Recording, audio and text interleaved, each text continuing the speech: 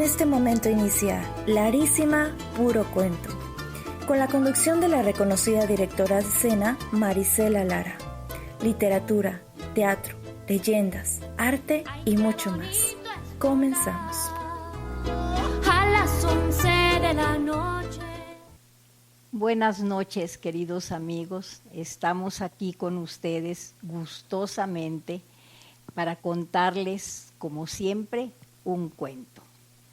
Esta noche calurosa, veracruzana, con luna pequeña, se me antoja contar algo que sea con un poquito de miedo, con un poquito de terror. ¿Qué les parece si hablamos de la mulata de Córdoba? Esa mujer que todos los veracruzanos conocen, hasta los niños, y que finalmente no la conocemos bien ni sabemos cuál es su historia. Les voy a contar cómo es que decidí en un momento determinado investigar la vida de la mulata de Córdoba. Aquí en Veracruz, todo el mundo hablaba de la mulata de Córdoba y sobre todo las señoras parturientas.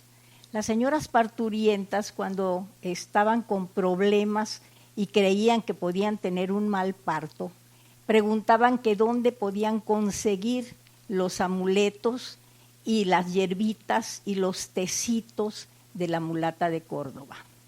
Yo me enteraba de todo esto porque mi marido y mi suegro tenían una farmacia, la farmacia Lara, cerquita del Mercado Hidalgo, aquí en Veracruz.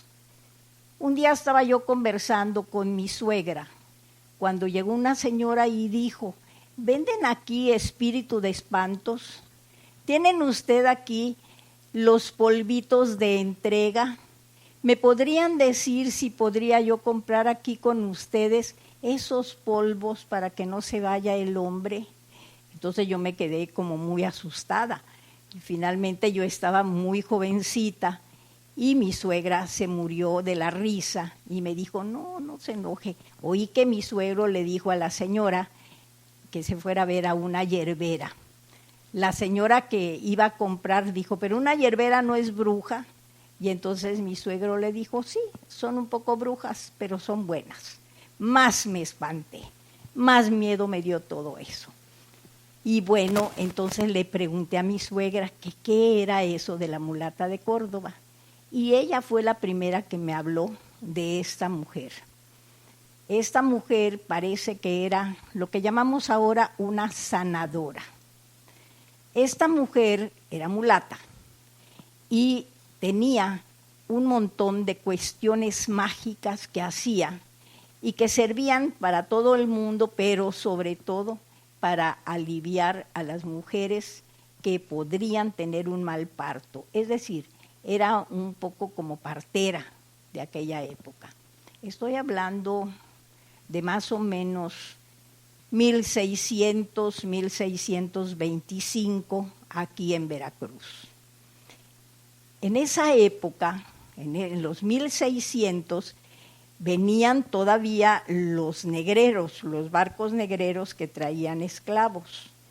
Entonces yo comencé a averiguar en aquel momento a dónde llegaban los barcos negreros, los que traían los esclavos. Y se pasó el tiempo porque nadie en aquellos momentos quería hablar de dónde llegaban los barcos, en dónde bajaban a los esclavos y qué pasaba con los esclavos.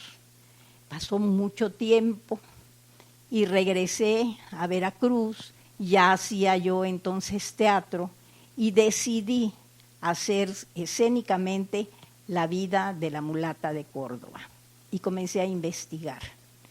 En aquel momento, era 1987, cuando yo comencé a investigar a la mulata de Córdoba, estaba yo trabajando en el IBEC, que está muy cerquita de lo que en aquel entonces era la muralla de Veracruz. Y comencé a averiguar con la gente. Para ello, monté una compañía de teatro popular, porque la gente del pueblo es la que más conoce las tradiciones y es las que más conocen las leyendas.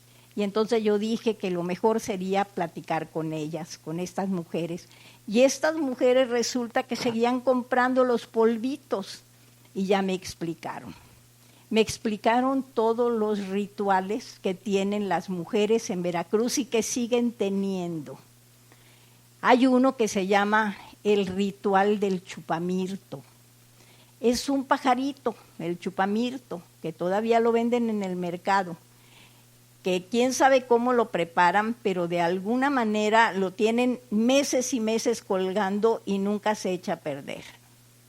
Entonces, la que necesita que el chupamirto la ayude para que no se vaya su amor o para que regrese su amor, agarra al chupamirto, lo pone encima de una vela o encima del fuego y dice esto: las patas al fuego para que no se vaya, las alas al fuego para que no vuele, la cabeza al fuego para que no se olvide de mí, las entrañas a mis entrañas para que esté siempre conmigo. Imagínense lo que es esto. Es verdaderamente espeluznante. Asusta pensar que todavía esto se usa.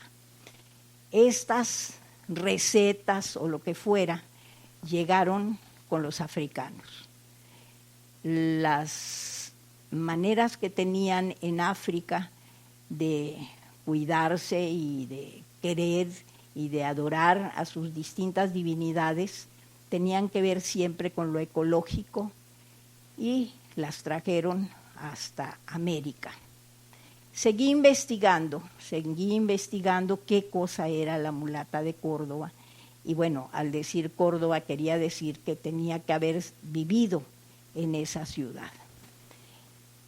Las señoras mismas que estaban en mi obra de teatro, que era la señora de la esquina que vendía las gorditas y la señora que lavaba ropa, lo mismo que la licenciada, lo mismo que la doctora, cada una comenzó a darme su versión de la mulata de Córdoba.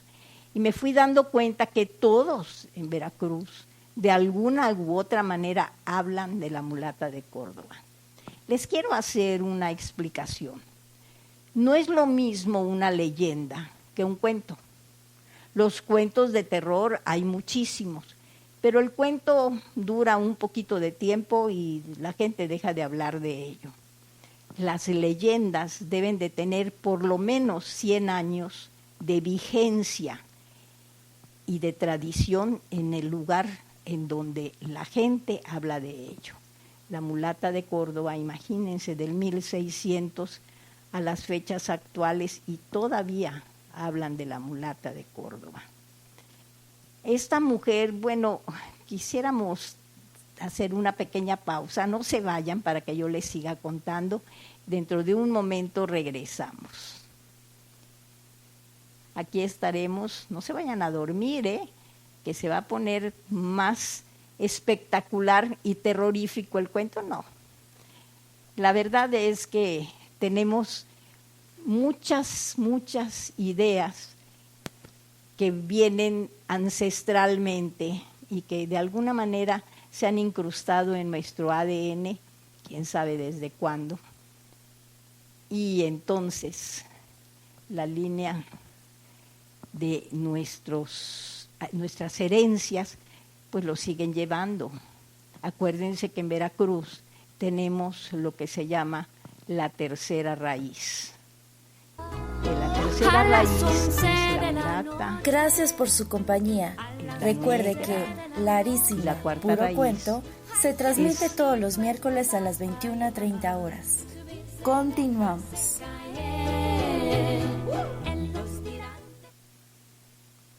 Y la cuarta raíz es la China.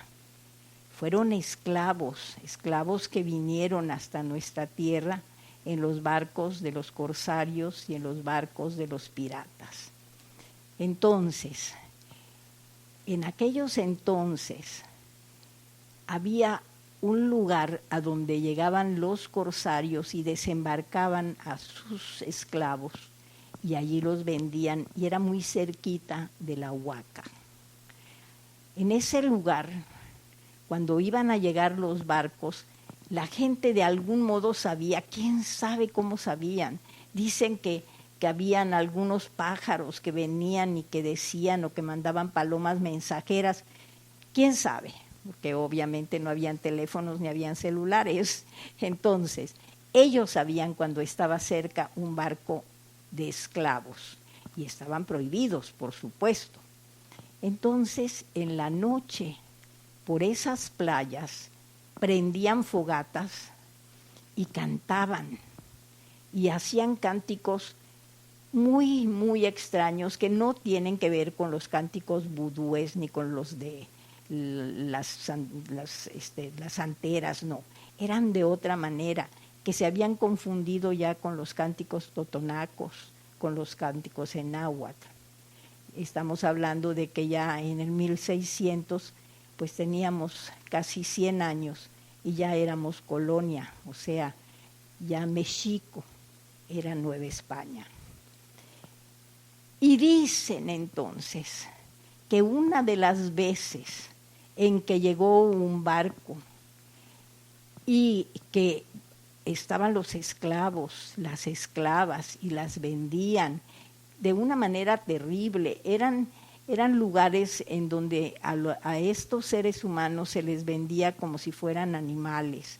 Los veían si eran fuertes, si tenían bien los dientes, casi siempre eran negros, pocos eran los de Oriente. A los de Oriente los llevaban a Acapulco, en la nao de la China, y a estos los traían acá. Entonces, lo más que yo me pude acercar a una idea como tradición, como el primer cuento, es que una mujer negra venía embarazada en un barco, en un galeón, y tuvo a su hijo, y era una esclava. Seguramente era del capitán del galeón. Era una niña que nació con ojos verdes, muy verdes, pero era de raza negra, indiscutiblemente. La negra murió y cuentan que el capitán, que el negrero, que el que vendía a los esclavos, se inclinó, se puso de rodillas ante la esclava y le dijo: a nadie he amado como a ti, nada más que nuestras razas nos separan, pero esta hija nuestra yo te prometo, te juro, ante Dios, ante Jesucristo, que nunca la dejaré al garete, que siempre estaré cuidándola. Y agarró a la niña, la envolvió y la mamá murió. Seguramente la han de haber enterrado, seguramente la han de haber tirado al mar, o simplemente dicen que allí en la Huaca a los cadáveres de los esclavos se los echaban a los puercos, habían porquerizas, y alimentaban también de cadáveres a esos animales. No se volvió a saber de esa niña.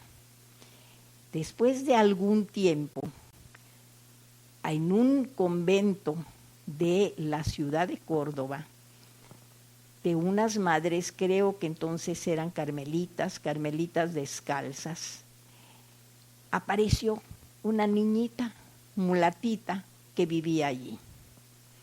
Esa mulatita tenía ojos verdes y era muy, pero muy traviesa. Y lo único que yo encontré para hacer verídica esta historia es que en una iglesita de lo que era entonces Yanga, el pueblo de Yanga, y que ahora creo que se llama Cuauhtémoc o algo así, estaba la fe de bautizo de esta niña. Y decía, yo la leí, y decía: hija de español acaudalado y de negra, deja 200 talegas de oro al convento de las Madres Carmelitas con solamente una petición, que la niña que está en ese convento entregada por él nunca salga fuera del convento. Entonces, imagínense, esa niña creció en un convento y creció feliz.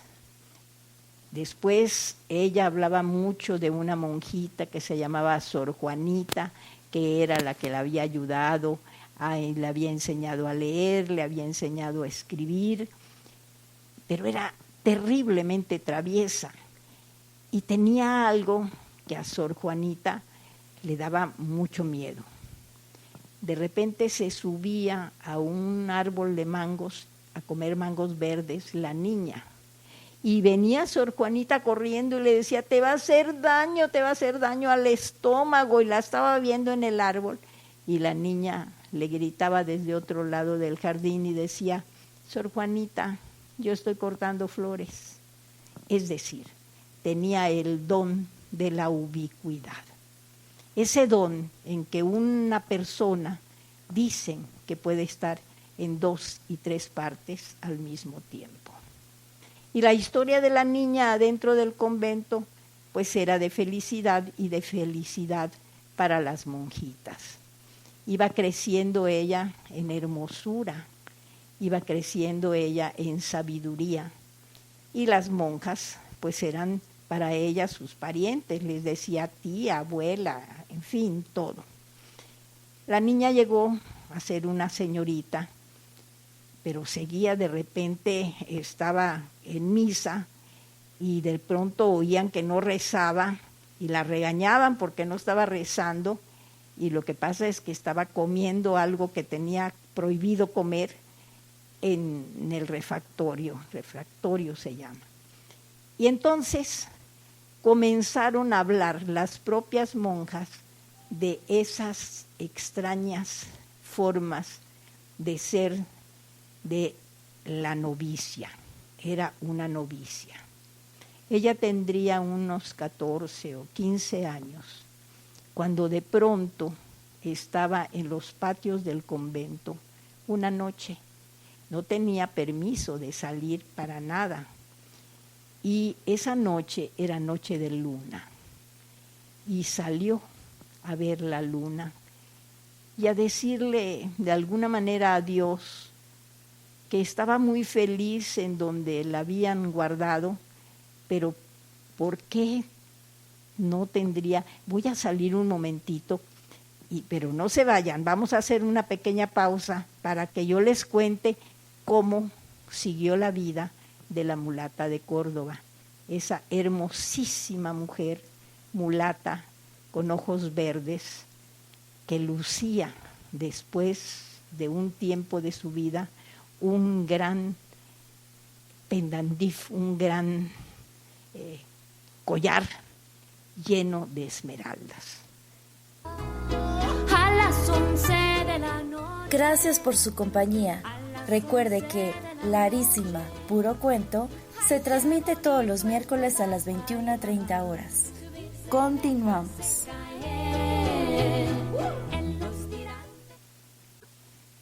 Y regresamos con la mulata de Córdoba.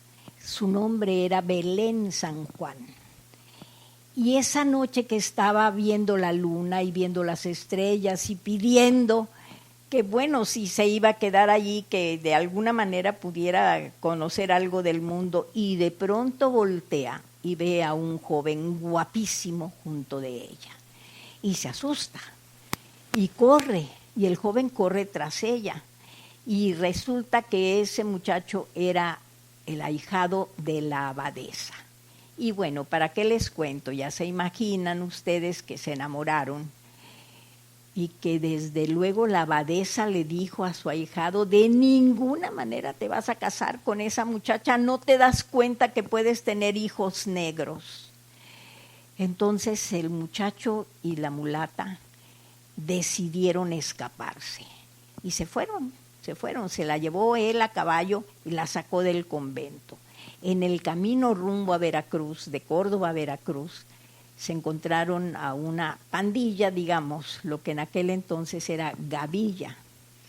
y esta gavilla de bandoleros, pues les quitaron todo, sus pertenencias, y mataron al joven.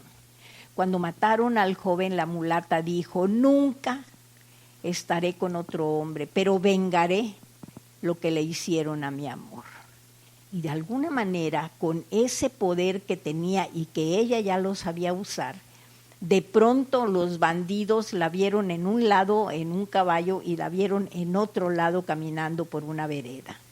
Y así empieza la verdadera mulata de Córdoba, que después la conocemos cuidando a los esclavos, con su dinero pagando para que sean libres, teniendo un lugar en donde los curaba, y la Inquisición persiguiéndola.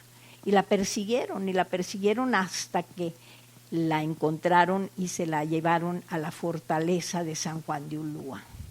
Y allí le dijeron: te vamos a quemar viva, pero primero tienes que decir que tenías pacto con el diablo. Entonces la mulata les dijo a su verdugo: ahora vamos a saber con quién está Dios. Yo nunca he tenido pacto con el diablo y tú estás mintiendo. Y te voy a demostrar que Dios me va a llevar. Y agarró un pedazo de carbón de la fogata en donde la iban a quemar y pintó en las paredes de San Juan de Ulúa un galeón. Se subió al galeón, se fue y desapareció.